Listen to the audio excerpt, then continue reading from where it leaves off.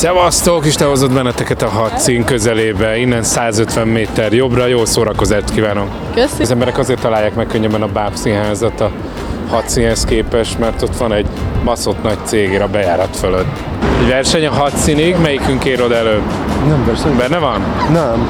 Érvénytelen bemozdult a rajtnál. Még hadszín is megtehetné, hogy egy hatalmas nagy csákányi esztert papundekliből kitesz a homlokzatra. Nem teljesen értem, miről beszélsz, ne haragudj. Jaj, tiszteltem uram, ugye azért jó, hogy még vannak színházak, mert élőben láthatjuk a mi kis falunk szereplőit. Nem tudod véletlenül, hogy a hadszín van egy köpésnyire a kolibritől, vagy a kolibri van egy köpésnyire a hadszíntől? Fogalmam sincs. Egy GPS üzemmódba el tudnál nekem mondani? Nem igazán. Hanyadik kijáratnál kell elhagyni az oktogon? Gratulálunk, ilyen egy igazi hadszínes outfit. Sokan a hadszínt hátszínteátrumnak mondják, és ha így haladunk, akkor nem sokára Michelin csillagot is fognak kapni.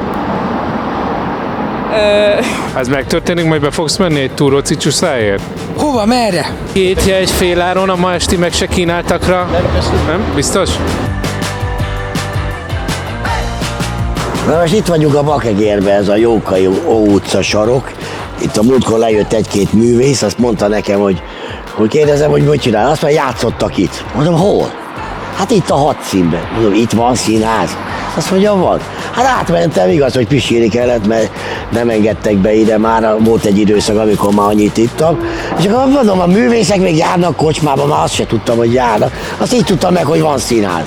Hát mondom, hát miért nem veritek Nagydobra egy molinót ide felrakni, egy 100 méteres? És miért hadszín? Hát azért, mert a 6. kerület olyan raffinált.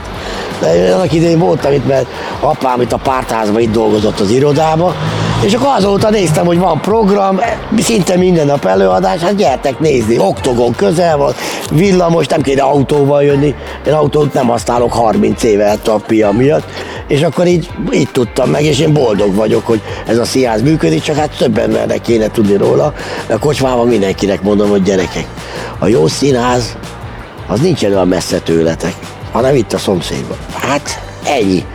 Gyertek a hadszínbe, egészségetek!